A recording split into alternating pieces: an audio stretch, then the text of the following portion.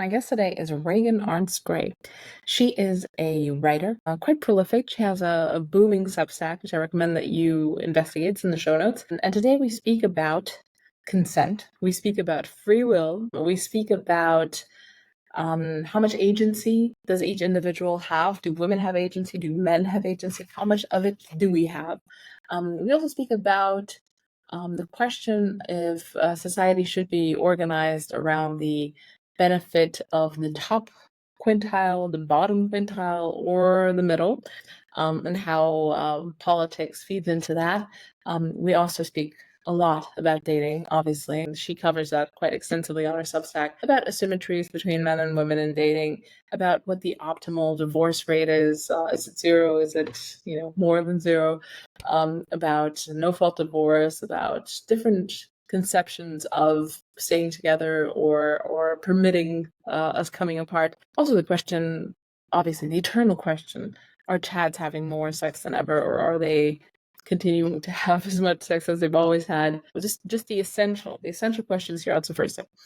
This is the first part of the conversation. As always, or not as always, but as recently, the extended conversation, which includes more spicy bits, is on Substack and Patreon. Substack has my writing as well, which has been quite infrequent, but is going to increase as my child weans. And if you want just a podcast, just the audio, you can go to Patreon. It's much cheaper. I mean, it's not much cheaper. It's slightly cheaper, and offers pretty much the experience that you get on Substack. So all of these links will be in the show notes. And my Substack is alexlashuda.com, and Patreon is /ATSubversive. If you're just listening to this and will not check the show notes. Enjoy. So one of the more interesting kind of like fault lines, terms, polarities that has opened up on the left and the right, I think mostly on the right because that's kind of my domain, is this idea of, okay, who has agency, who doesn't have agency? Can people be considered by default to be acting with agency, or are they, poor lambs, directed by outside forces, not under their control? And obviously, this is something that informs what our idea should be of the state, of how people should be guided or not guided, paternalism or libertarianism. So you've written quite a lot on this, and I've really enjoyed your writing. Maybe you could, I think the framework that you have multiple articles of this, but I think the most poignant one was about how women should relate to their own sexuality in relationship to men, because that's always like a fraught thing. That's always like a subject in kind of this, backlash against the sexual revolution, traditionalism, all of this type of stuff that comes up a lot on my show, and that I'm also kind of exploring. Yeah, if you could lay out a little bit how you think about this. Do women have agency? How much of it? Where does it come from? Should we be using it? Yeah. So, okay, I'll start with what I see. So I think this used to be something that I was more pushing back on the left back when I was 2017, 2018, post Me Too world, where a lot of what I was getting frustrated with was the Aziz Ansari story I talk about all the time as like a turning point for me with respect to how I related to mainstream feminist discourse, where, they're talking about a 23-year-old woman going to somebody's apartment, not feeling scared, saying she knew she could have left, and then calling it some kind of assault. And I'm like, that to me is ridiculous. And infantilizing and all of this stuff. Now, more recently, I feel like I don't really hear this stuff anymore. I mean, women on the left have kind of like dropped out of being a class that anybody cares that much about, as like racial stuff has become just much more prominent. So I've been hearing so much more of the Louise Perry, Mary Harrington type of arguments around, listen, women are more agreeable, sexual norms are very liberal, men enjoy those liberal sexual norms, or a very small percentage of men enjoy them at least. And women are conformist and agreeable, and so they're going along and having this sex that they don't want, and we need to protect them or whatever. So the first thing I'd say is telling women, hey, you're probably not going to enjoy casual sex because guess what? A bunch of women have done this before. Most of them find it unrewarding, unfulfilling, and all of that. I think being honest about that message and being honest about the differences in sexuality between men and women is great. But I don't think that pretending that women, like, I think we got here because people were really, really scared of victim blaming or doing anything on the spectrum of victim blaming. I graduated in 2014. The sort of narrative that I had growing up was like, you got to watch out for men drugging your drink. Okay. That was the number one thing. But no one would say you should try not to get blacked out drunk.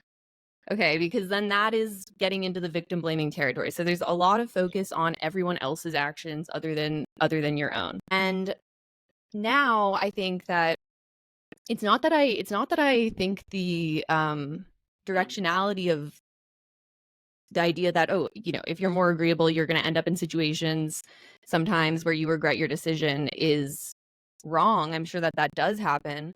But I really think about agency and incentives in terms of their incentive structure effects. So, like, if every time a woman has a regrettable sexual experience and we all tell her it's not her fault, that doesn't have the same feedback mechanism in terms of informing her future behavior, forming how she thinks about these things, going forward. I think that thinking about agency as this like absolute thing doesn't really make sense. I mean, I don't believe in free will.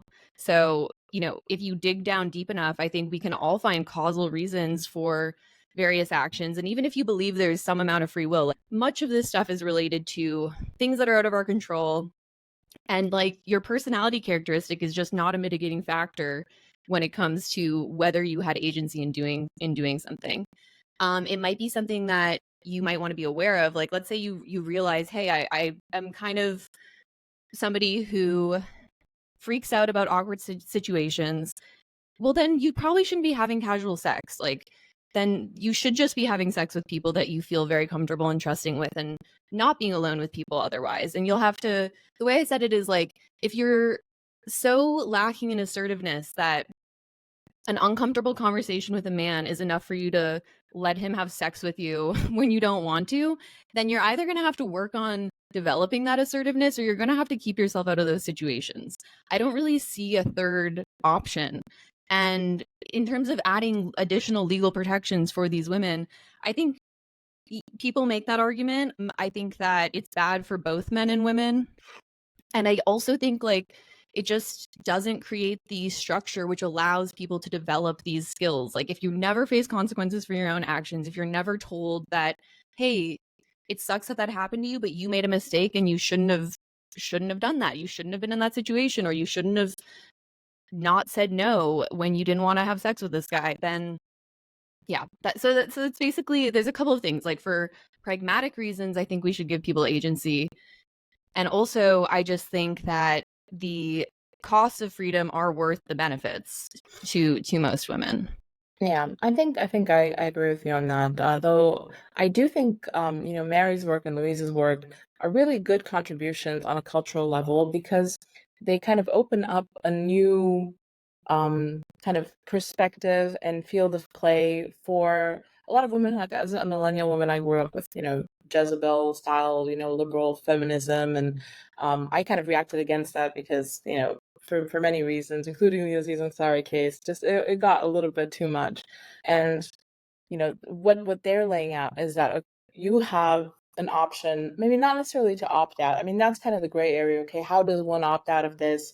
And the actual, total opting out would be for the government to step in and to change incentives in the market, which the government usually does very clumsily and absolutely terribly in most cases, and clumsily at best.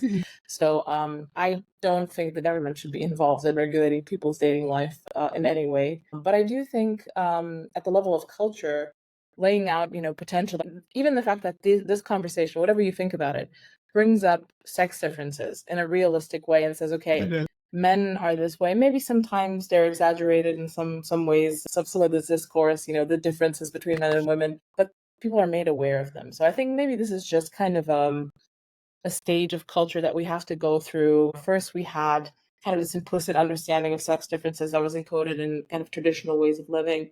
Then everything liberalized because, comfort, modernity, technology, all of this. Then we had kind of this egalitarian norm where, everyone had to be a cog in the machine. And now we're kind of waking up to, okay, this also is not serving us very well. We have to, be cognizant of what's the reality here. And I think what you bring in is a very like data focused approach to this. Okay, what is true? What parts of this are real? What parts are exaggerated? What parts are useful and what parts stink? So I think that's really good. Yeah, I mean, thinking about Louise's work, I mean, first of all, her book is a great read. I enjoyed it. I think it's missing something in its thesis, which is, listen, if you think about the technological changes that we've had, birth control and access to abortion, safe abortion, obviously those lower the risks to women from engaging in sex with people that they don't know as well.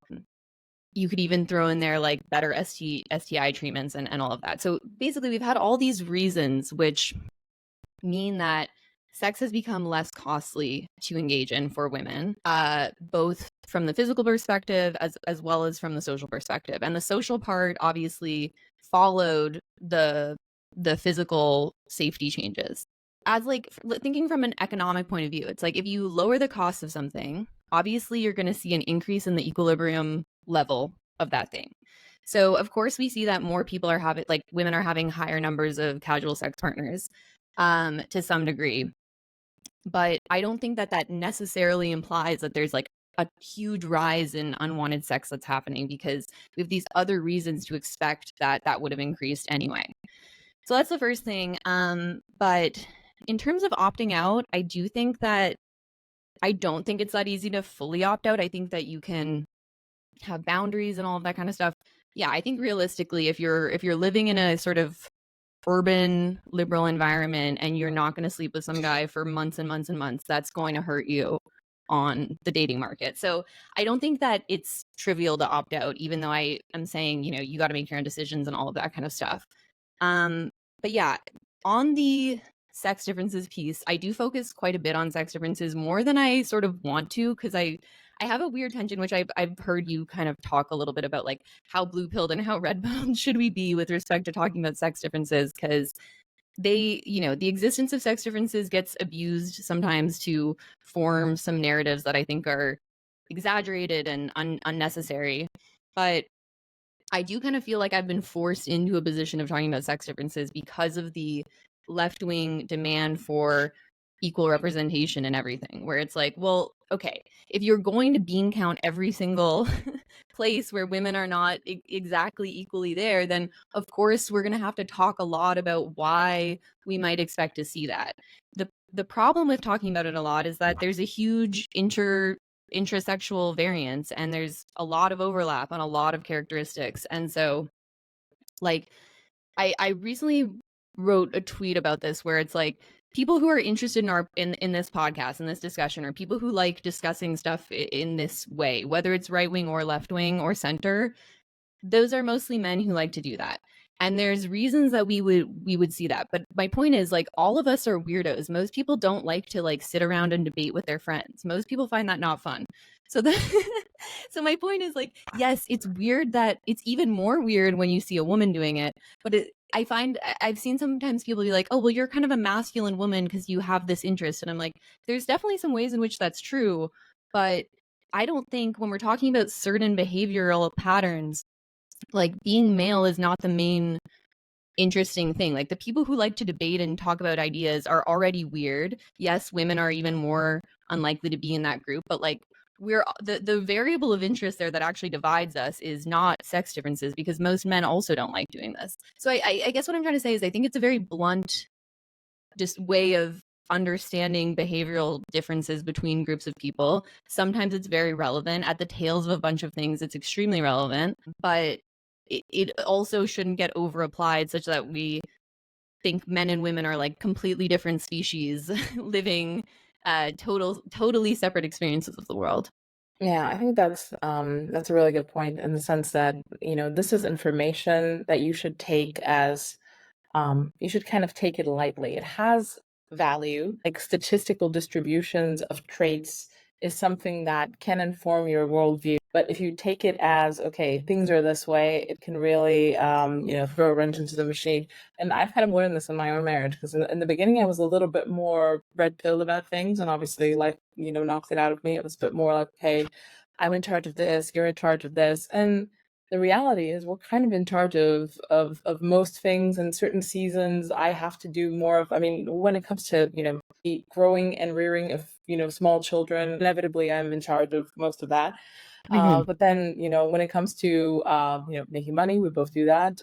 Taking care of my other child, my toddler, while I'm in charge of this little baby, he has to do it because it's just physically impossible. And if he were to come to this with this kind of like patriarchal mindset, children are your domain, I would be, suffering greatly for that, because, our toddler is feral and the little baby needs me 24/7.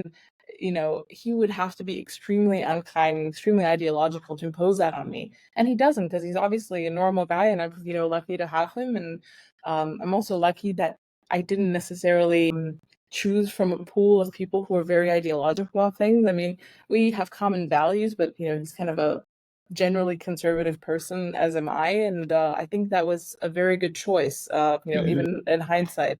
Being really stuck on these things, I think, gets people into a lot of trouble.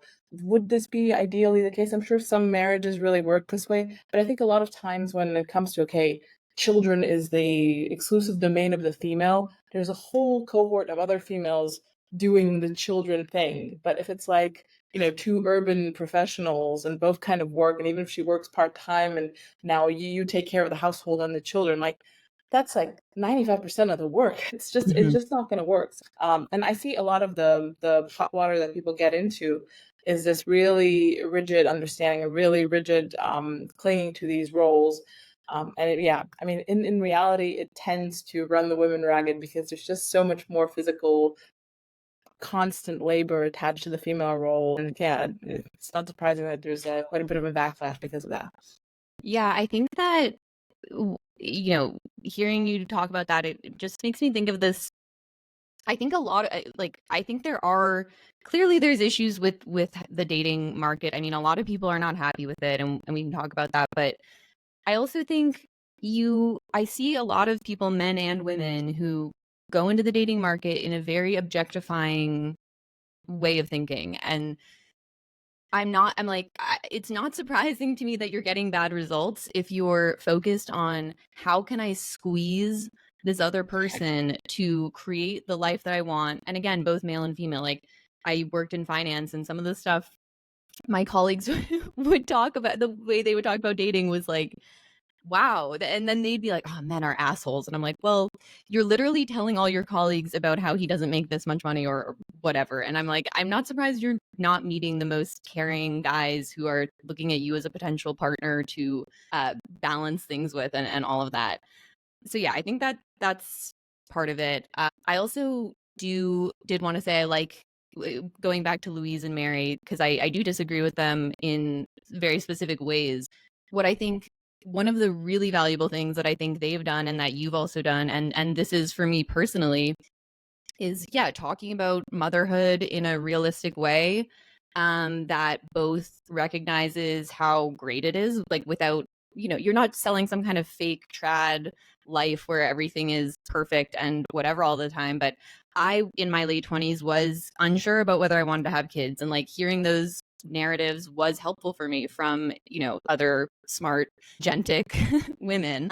But yeah, going to the dating stuff maybe for a second, and talking about the data side of things, like, one of the things I looked into on my blog was the narrative of, post dating app world, the top whatever percent of guys are getting all of the women. They're having these sexual harems, and then the women are trying to go on to marry guys later, but by that point they're all MGTOWs because they're pissed off about not having had these women earlier in life and all of that stuff. And like, the data just that we have doesn't bear that out. I mean, the reality is, no matter what you look at, people in the comments will say that it doesn't seem right, and that you need to look at the 99.9th percentile guys rather than 90th percentile guys and whatever. They might be right. You can't get to the 99.9th percentile sexual partner numbers because the sample sizes just aren't big enough for those kind of things to be something you could track over time. But I think that there's some truth to a little bit less, a little bit more of an increase in people not having had many sexual partners over the past year. But you see that on both the male and female side. And then in terms of the number, there's been no shift. So I think that a lot of the times with these kinds of narratives, people really create their own hell. Like if you tell yourself all of this stuff that you might as well not even try and go out, it's more likely to come to fruition. And if you go into the dating market objectifying every single person you meet and not trying to, which by the way, I think of course it's totally reasonable to have, like, especially if you're trying to have kids with somebody in the next couple of years, to have some requirements around lifestyle things that you are expecting to be on the same page about and that kind of thing. But I don't think that, like, we have this human evolved mechanism already of how to select partners, which is based on how you feel about the person and how attractive they are to you and all these kinds of things. And I guess, like, I think people underweight how valuable that part is, and just that you're going to be better off if you find someone who's like a true partner to you, emotionally, cognitively aligned with you in terms of goals. Yeah, I just think trying to slot someone into the wife or the husband role in that way is a bad way to go about dating. And I say this as somebody who's never been on the app, so I totally recognize that I don't know what it's like, but yeah. Yeah, I mean, this kind of reflects back I've been on the apps. I met my husband on an app, so I'm a veteran. I know how this works. But it's very hard to give dating advice because like as someone, as a woman, I have a certain profile. Whatever is interesting about me to men, it's like whenever I see people like making a course about how to set up your dating profile, it's pretty tough. It's hard to impart whatever mix of attributes I have that I present to the world to say, okay, you just act like yourself like this and it works. You have no idea what it works. So it's very serendipitous. And I also think, this is a lot of my audience will not like to hear this, but I feel like just in terms of the difference between the sexes, the man as the pursuer in general, that's kind of the default. And I can understand why, women bear more of a cost to this. Men tend to be more interested in pursuing females for whatever physiological and evolutionary reasons. It's a tougher job. It really is a tougher job. And there are fewer opportunities to do so. The so-called third spaces have kind of dissolved. There are opportunities maybe in college, but a lot of stuff is now done online. People don't really go to class as much as they used to. They don't socialize in college as much as they used to. So the opportunities to do this have diminished. There's also like increased kind of very visible risks. I don't necessarily know if it's that scary to be, recorded and blasted on TikTok and have your life destroyed, but it has happened to some people. Not saying it hasn't. So this is like little, very visible, very acute risks to have that happen to you. And people just don't have practice. Like this really tough thing, talking to women, it's a skill. It really is. And it will involve a lot of rejection. And I think a lot of people, a lot of men just don't want to go through that. They have palliatives. They have other things that are easier in their lives, porn only found in a way where there's kind of that social parasocial element to it as well. And even if they kind of want to big themselves up and try it, then they probably will get swatted down because they're inexperienced and awkward. They try it once or twice or three times and they're like, the West has fallen. These bitches are crazy. They don't want anything to do with me. Well, you probably are awkward because you haven't tried this before. And it feels unfair that you have to do this because we kind of have this egalitarian assumption baked in where, like, who is she to reject me? We're all on the same playing field. Why do I have to do this? So I can understand that frustration. I wouldn't like to have to go through this, but, I said this before and people didn't like it. Like, everything is easy except for this. Everything is subsidized. Everything, the government has its fingers in everything. Everything is lubricated for you, except for this. This is one of the last truly libertarian spaces where people can tell you to F off to your face and you'll have to go again and again and again. And I know that people want to regulate it because it is the Wild West and it's not fun. And you're being persecuted by the opposite sex for your awkward attempts at copulation.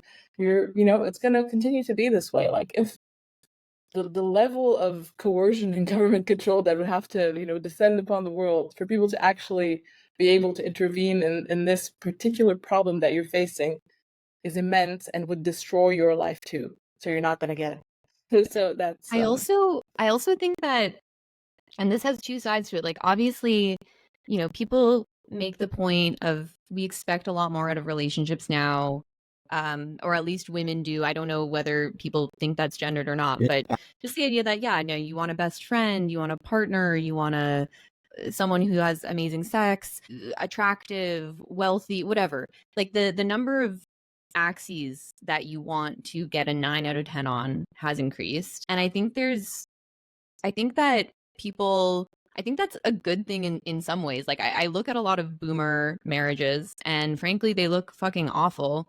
So yes, they were stable and they had children, and that's very valuable.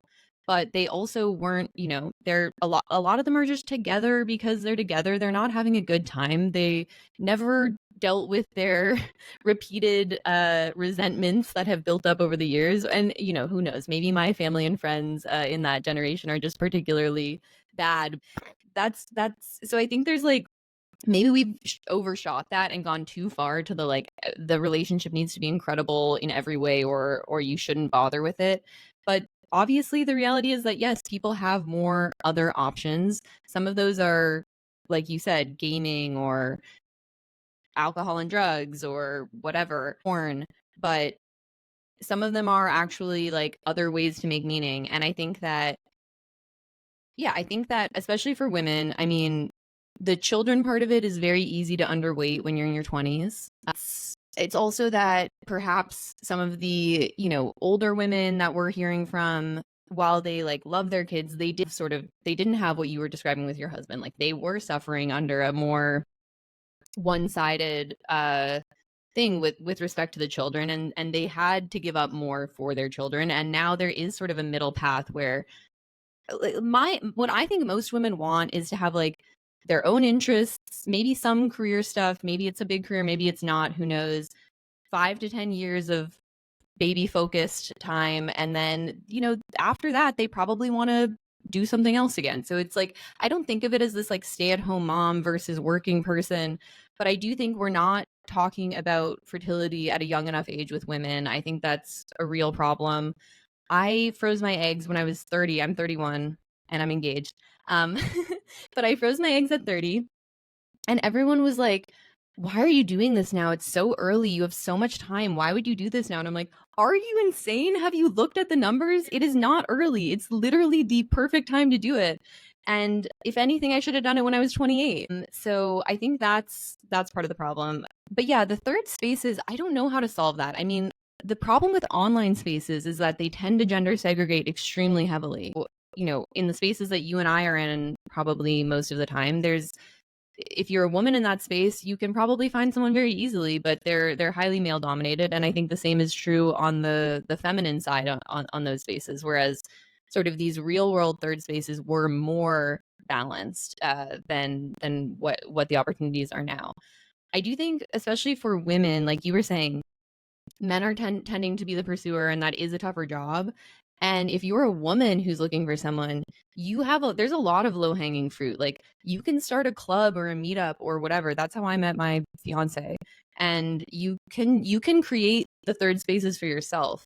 I don't think that works the same from the other side, but I think, like, for women, if you're finding that the guys you're meeting on the apps are losers, like, you have a lot of control and power to create your own spaces and meet the type of guys that you are interested in, I think. Yeah, and you just have to have one special interest. Just one special interest. Whatever it is, just build the thing around that and then coalesce. Or just go to meetups. Like, I mean, I used to do that as well. When I was living in London, I used to go to libertarian meetups, of course. A lot of them. I'm sure there were tons of women there. I was the only one. Like, I remember, like, I don't know, asking very pointed question to Yaron Brooke at one point, and everyone was like, "Who's this?" Invited her. Yeah, so I think that would have been useful. If I was looking, I guess that would be a space to look in, though it was very, very, very autistic. I mean, whatever you're into. And yeah, I mean, you could, yeah, like you said, you can set up your own kind of groups. Yeah, it really depends. I think you've made this point on your blog as well. Who should we gear society towards? Should we gear it towards the kind of the enhance the well-being of the median individual, of like the outlier on the downward slope, or for the outlier on the top end? And I think kind of Richard Hanania's his point is that society should be geared towards the success and peak experience for the top individuals. I'm on the fence about that, but I wonder what you think about it. Yeah. So I basically was trying to map why people are disagreeing on certain things so vehemently. A lot of times there's not a clear fact-based difference. It really is just a difference in value and thinking of it in like, where on the spectrum are you putting the value? So I think social conservatives tend to be worried about the median family person. So with respect to like gender stuff, they are like, male, female, man, woman, that's enough. We're good. We don't need to add anything beyond that because that already serves 97% of people or whatever it is. And I think there's some truth to that. I think that we can actually accommodate more variety there, but yes, we shouldn't pretend that everyone is not the norm so that we make the people who are not the norm slightly more comfortable in these situation. And so basically I find like that's kind of the social conservative. Then I think of the lefty as being, especially the woke lefty, as being focused on the like downside outliers or just regular, just people who just don't fit into the spectrum in some way. They're extremely concerned about how is society being fair or unfair to those people. And I think that they can make the claim like, listen, we were reacting to social setting where anyone outside of the norm was extremely punished socially, economically, or whatever. And I think that was true at a certain point, but it's gone so extreme that it dominates everything else. And then there's sort of the free market type, which can be on, more left leaning or right leaning, I think. That, and I think Richard Hanania, is part of that. And you can look at that either as just a pure value system of I just care about the best of humanity thriving, or you can look at it as I care about the poor people of the next 10 generations more than the poor people of this generation. So assuming that we optimize things for the sort of top performers, they innovate, they make society better, they build all this wealth, etc. At some point in some future generation, that's going to so have raised the living standards of all the bottom 50% that it's well worth, not dealing with them now. So that applies mostly to economic issues. But yeah, like with the gender stuff, I think is a really good application of the left versus conservative framework here, where the best example of it is being asked to put your pronouns in your bio, or being asked to give pronouns or whatever. And I've been in spaces where it's more left wing and most people give their pronouns, and it's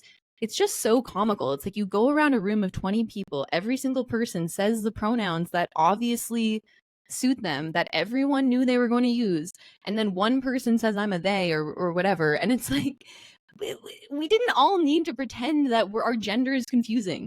Actually, for most people, gender is not confusing. It's not even something most people think about, I don't think. And I actually think it's very pathological to try to create a focus on gender when you don't need to have one. And I think it only like constrains your mind. I don't think it's helpful to think in those terms unless you are one of these small group of people who has a lot of gender concerns. Like so let's say you're a trans person, that's the most extreme. Maybe there's people who are just gender nonconforming in more general ways, whether it's personality or interests or whatever.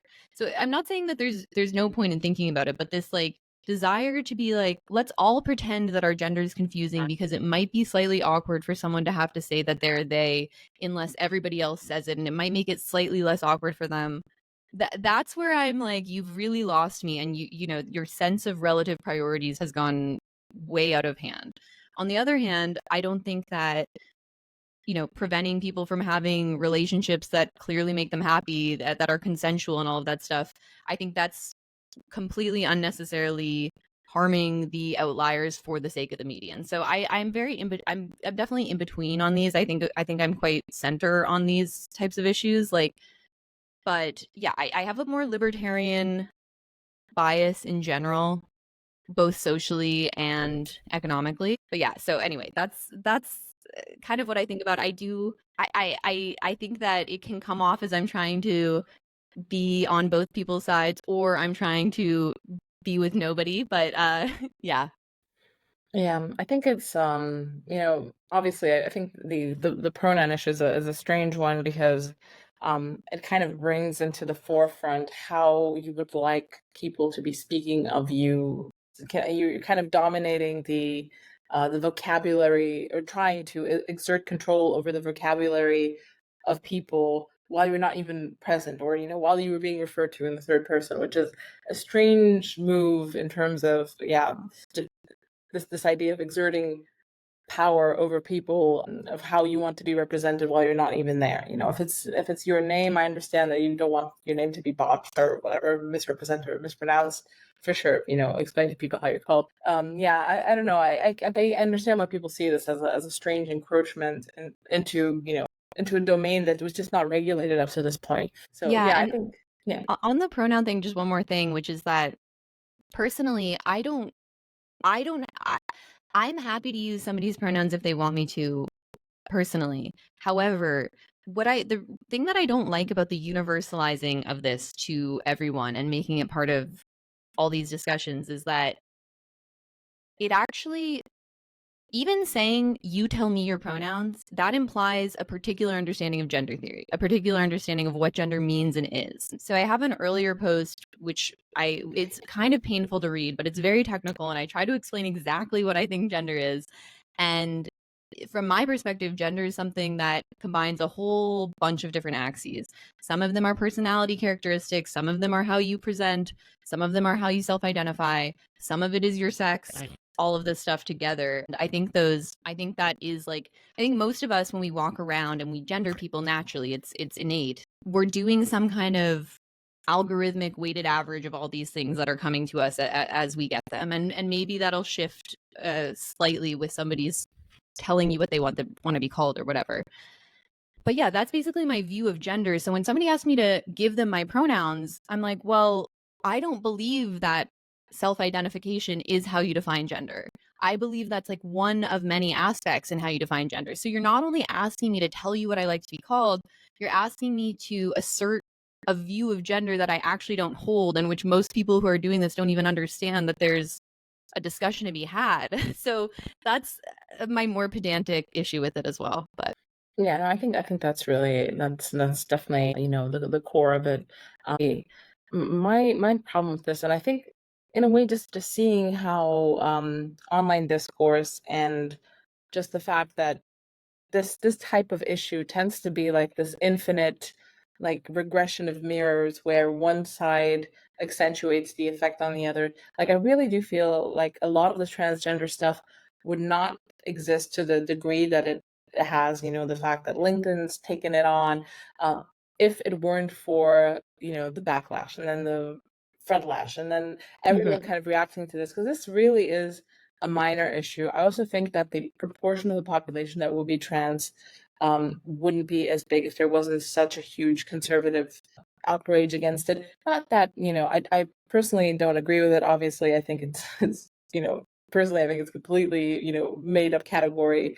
There are certain kind of sexual quirks, I've discussed this at length, that could be, described under the trans umbrella, but the idea that there's kind of this third category of person that we're just kind of now discovering, and it's like 2, 3, 4, 5, 6, 10% of the population, and they're just kind of coming out now, and they're moving from one gender to the other, and then obviously this puts into question the whole category of gender. I don't believe this, and people know this, but I don't think it would be such a big phenomenon if it wasn't for the specter of the opposition hating it, coming for you, plotting trans genocide. Obviously, I don't think conservatives are doing that. They're just reacting, they're protesting, they're talking to, they don't want it in schools. but on the other side. Like, however crazy you think, right-wing discourse has gotten, left-wing discourse is insane about these things, and everyone has a boogeyman, and I really do think that a lot of this stuff has reached like a fever pitch because of the fear of the other. Yeah, and I think this has been bad for the actual. So, like, I think that I do believe that there's been a social reasons that we've seen an increase in people that have gender dysphoria or that are especially non-binary trans. I mean, that's where the real increase is. So there's the male to female type that hasn't increased nearly as much as the female to male, and that hasn't increased nearly as much as the female non-binary. A lot of the survey numbers are, in my opinion, just like wildly not representing what we in our mind are thinking of as trans. A lot of this is just women who are saying they're non-binary for 5 years or whatever, and who knows where they'll be when they're 30, right? Like, but I do think there has been some amount of people who have this like intense discomfort with their body that we've called trans. And I think that just like with any kind of issue, there's potentially ways to make that less unpleasant for those people, and we should try to figure out what those are. But I very much agree with you that this is, even with the expansion in these numbers, it's still a very minor part of the population that's actually trying to get medical treatments and that kind of stuff. And a lot of it really does feel like everyone is a reactionary. Everyone can point to the other side and be like, well, I didn't start it, they started. I'm just a reactionary because somebody needs to react. And then it just boils off into this crazy thing where, yeah, and I do think I do think that this has been bad for trans youth healthcare. I think this has been bad for most of the people who are actually having these discomfort, whether it's socially generated or not. I don't think they're getting appropriate treatment. I don't think it's healthy to be having young people in a medical situation that's been so politicized and all of that kind of stuff. But yeah, I mean, from my perspective, the right wing response to it is also very excessive. I mean, I mostly talk about my complaints about the left wing side of it because I see myself as coming from that place more and having more of a knowledge base there. But personally, the whole bathroom issue and stuff, I don't think that ever should have become such an intense thing. I think with prisons and with sports, there's a real nuanced discussion that has to be had. And I think it's complicated, and yeah, I'm going to be writing about that soon. So I've been looking into the sports thing in particular, which is honestly very interesting because I didn't realize how many currently like female athletes have disorders of sexual development already, which has been really interesting to learn about. I'll write about this, so I won't give all the specifics, but basically, there's things like CAH, congenital, adrenal hyperplasia, where girls get bathed in a heavy amount of androgens during fetal development, and they end up having more male-specific play patterns and things like that. Those women are apparently like 200x overrepresented in elite sports. So there's there's already like interesting things here. And then there's also women like Caster Semenya, who's that runner who female identified at birth, all of that, has a vagina, probably has XY chromosome. So there's a lot more. I mean, these are all really small numbers, but the reality is that when you get to the elite level, because of tail effects, you see more of this stuff pop up. And so learning about that has made me like a little bit more confused about how we should think about the sports stuff. But anyway. Yeah, no, that's really interesting. I wonder just like the idea of having male and female cutoff sports is just, I think, like it's kind of like the age of consent. I think there's a little bit of permeability, but opening up female sports to male players, because essentially that's what they are. I mean, obviously, if you really knew someone with female hormones, it's if it starts in puberty, but we wouldn't want to do that to children, so you kind of it is really complex. I understand why we're writing about this. I'm thinking about it out loud, but it just that's one of the things that scares me with the youth stuff is that when you think about it, you're like, okay, well, like you said, there's some ambiguity around who, there's very small, like it's not super ambiguous, but there's some ambiguity, and there's obviously natural variation where some women just have more testosterone or whatever.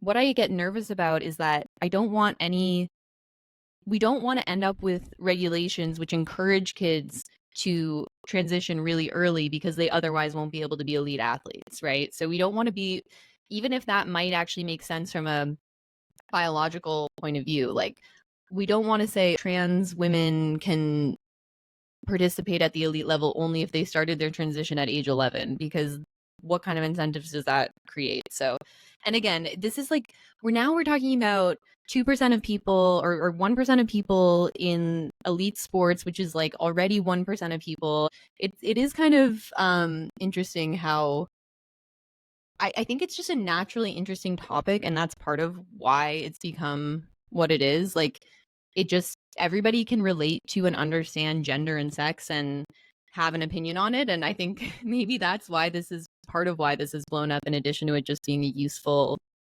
cleaving point. But anyway.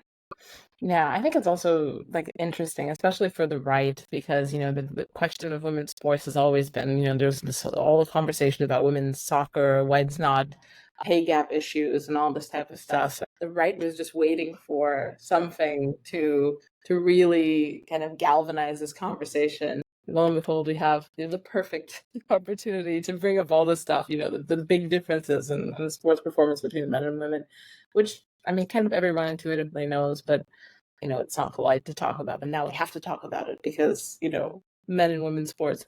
Yeah, it's it's No, and interesting. it is a real reversal, right? Because women's sports was such a left-wing issue of getting women their own space to practice sports because women deserve a chance and we need equal funding and all of this kind of stuff. Yeah, And Title it's just, IX. it is really ironic that this has become a right-wing thing, that we need to protect women's sports. Yeah, Yeah. I mean, some right wingers are a little bit more honest, and they say they don't really care about women's sports. I mean, respect to those people. But the thing is, if you're like a more kind of a traditional, college style dad of daughters, the core boomer con still cares about women's sports because his daughters probably play some sort of sports in college, and he wants his daughters to get into college and possibly maybe not pay for it. Yeah, so there's very important elements there. If you enjoyed this conversation up to this point, you will also enjoy the extended version of the conversation, which is over on Substack. That's at alexkashuta.com or on patreon.com/aksubversive. Patreon has just a podcast, and Substack has a community, the back catalog of all my writing, a lot more archival things, a few more exclusive episodes, and slightly more of an enhanced version of the show. I'd really appreciate any sort of contribution that listeners can make. I don't have ads. I mean, except for if you're watching this on YouTube, you probably saw a few YouTube ads. I'm trying to, monetize a little bit on YouTube, but in general, I don't have ads. If you want to listen to podcasts, there are no ads on it. So essentially, subscriptions is the only thing that works, and I really, really do appreciate if you could make a contribution. Thank you so much for listening, and I hope you enjoyed this episode.